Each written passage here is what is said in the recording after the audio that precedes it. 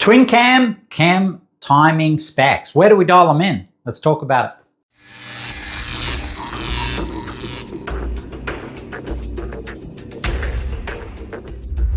All right, guys, I had a question come up about twin cams and where I like to dial the camshafts in when I'm building an engine. So this isn't something I've covered before, so I thought I'd do a quick little video on it, make this another part of Bain's Basics, and just cover some of the do's and don'ts. Again, this is how I do it. If you've got a different way and it works for you, go for it. But what I like to do is dial them in on 0, 0. Whenever I start anything. But what I tend to do is make myself a little clearance chart. So I tend to build myself a clearance chart so I know with where the clearance issues are. Because remember, it's never a full lift. It's always at overlap. So, and generally with some of the more aggressive lift camshafts that we run in 2Js and RBs that are 10 or 11 mil, we're going to have problems advancing the intake sort of past 0 + 1, because remember the piston's coming up as the intake valve's opening, right? And we get this scenario. So, but there's two things we need to look at. Not only do we map the clearance, say we've got 37 thou at 0. So if we advance that intake, meaning we get it closer to the intake valve, now we might only have 18 degrees at +1, and then again we know that's our hard limit. I like to finish them at about that 30 thou. So I would say my hard limit now is 0, so there's no advance in the intake. I can only retard this, which will give me more clearance, and then vice versa with the exhaust.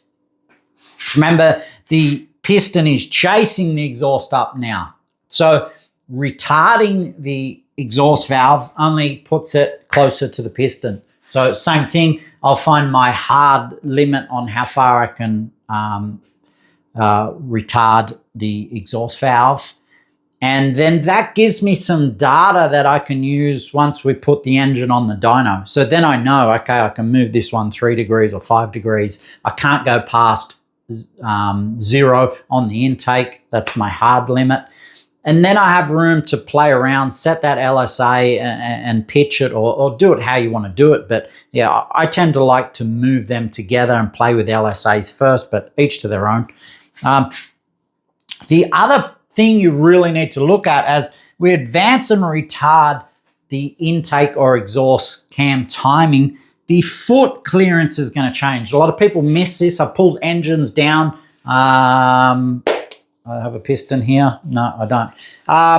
Time and time again, I see people getting the vertical clearance right, but they don't get the foot clearance right. And the foot can sometimes clip the top of the valve recess there, the top edge of it, because it'll actually come down. Because remember, as we advance and retard this, we're changing the position at where the valve sits in the piston due to the angle of the valve. So another aspect to look at, I tend to like the plasticine method, and then we cut it in half. I pull it out. I can measure the back foot clearance here, and I can measure the actual depth of the valve clearance itself. Again, there's different ways to do it, but totally up to you. That's my method. I like it. I've used it for 25 years or more.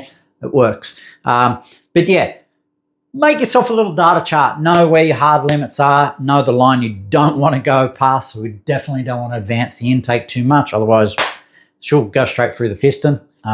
So yeah, that's my way. If you've got another way you like, put it in the comments. Maybe we talk about it. But yeah, this is sort of how I do it. I make myself a little data sheet. So when we go to the dyno, or if someone is tuning my engine, I can say, okay, you can move the intake from A to B, you can move the exhaust from B to C, but that's it. So yeah, hopefully that helps, guys. Cheers.